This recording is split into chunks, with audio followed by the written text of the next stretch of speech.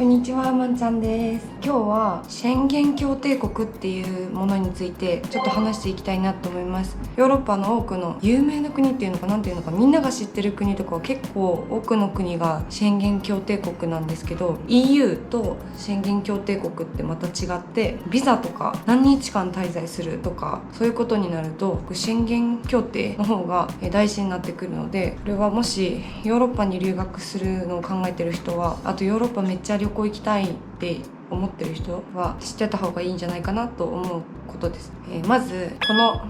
26カ国が今現在のところ宣言協定国です。宣言協定っていうのがヨーロッパ諸国の人と物の移動について取り決めをしている協定です。今コロナ禍なので普段とはまた違うんですけど、コロナじゃなくって陰性証明書とかそういうの、ワクチンとかそういうの関係なかったら、宣言協定国同士は入国検査とかがそんなになく国間の移動ができたりします。例えばマルタからイタリアに行った時とかも国内旅行かのように外に出れたりとかするので、なんか旅行していく上で宣言協定国同士を旅行するのはすごく楽です。私たち日本人はこれすごい多分調べたら出てくるんですけど、あらゆる180日間の中で90日間の滞在を許されているっていう文言が調べるとすごい出てくるんですけど、あらゆる180日間の中で90日間ってどういうことって多分なるんですよね。例えば私がこの宣言協定国の26カ国をマックス90日間旅行し続けたとします。90日目に必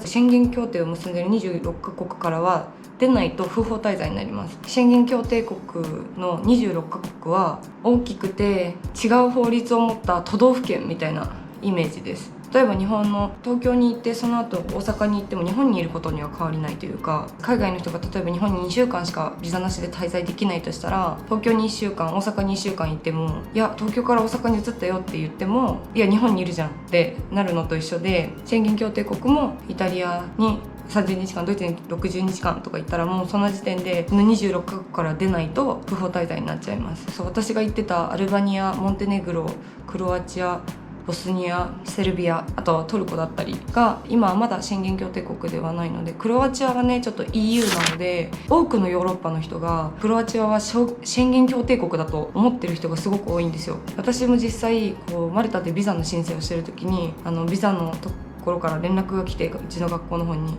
彼女すでに不法滞在ですよっていう風に連絡が来て、その理由がクロアチアに滞在してましたよねって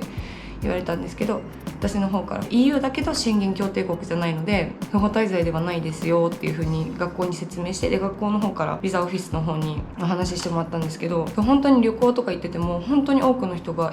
クロアチアは宣言協定国だよってすごい言われます。クロアチアは今現在は宣言協定国じゃないです。ここで90日間滞在できるっていうのが分かったと思うんですけど、じゃああらゆる180日ってどういうことってなると思うんですよ。ここがね、日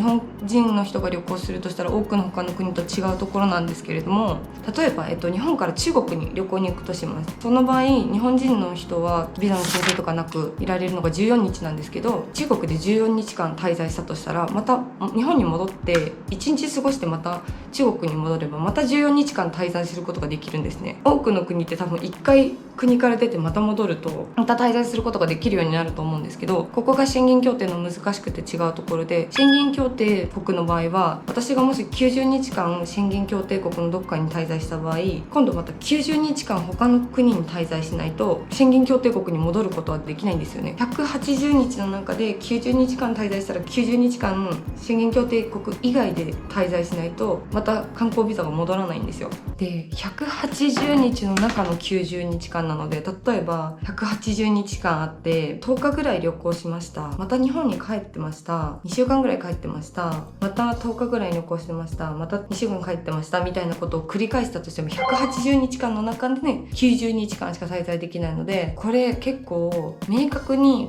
何月何日に宣言協定国に入ったかっていうのと、何月何日に宣言協定国から出たかっていうのが結構重要になってきて、ヨーロッパに短いスパンで何度も何度も旅行行きたい人だとしたら、この何月何日っていうのを明確に結構記憶して覚えとかないと、知らない間に不法滞在になっちゃってたっていうことがあると思うので、結構日にちがね結構大事です。あと例えば私がマルタからアルバニアに行く時一旦イタリアに寄ったんですけど、マルタからイタリアのトレビーゾ空港に行って、その後アルバニアに入った時に、マルタからイタリアのところではイタリアに入国しましたっていうスタンプがパスポートに押されてたんですけど、その後アルバニアに入った時にパスポートにハンコを押してもらうのを忘れちゃって、私が入国審査の時にそのままこう自動改札みたいなの出ちゃったんですけど、そうなると宣言協定国からこの日に出たっていう証明ができなくなっちゃうので、宣言協定国から出る時って結構パスポートにスタンプをしてくださいっていうのって結構大事だと思います。いなかったのにいなかった証明ができないっていうのでいたことになっちゃうの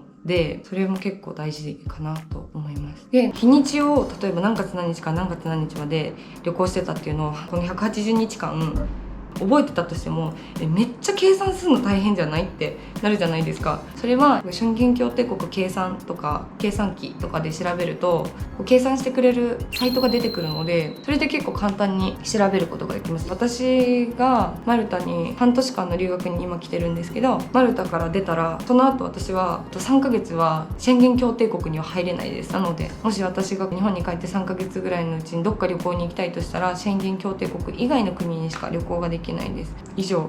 宣言協定国についてだったんですけど、わかりやすかったか大丈夫かな。言葉足らずなところがあったかもしれないんですけど、でもヨーロッパに長いこと滞在する予定のある人とか、留学に来る人とか、宣言協定についてしていた方がいいんじゃないかなと思います。では、もしよかったらチャンネル登録、高評価、コメントの方お願いします。ここが分かんなかったとか質問とかでもいいのでコメントでしてくださったら、必ず返すので、もしよかったらコメントいただけたら嬉しいです。じゃあね、また次の動画でBut you push me away, your lifeline, losing your mind. I'm here for you, babe. I've loved you the same this whole time.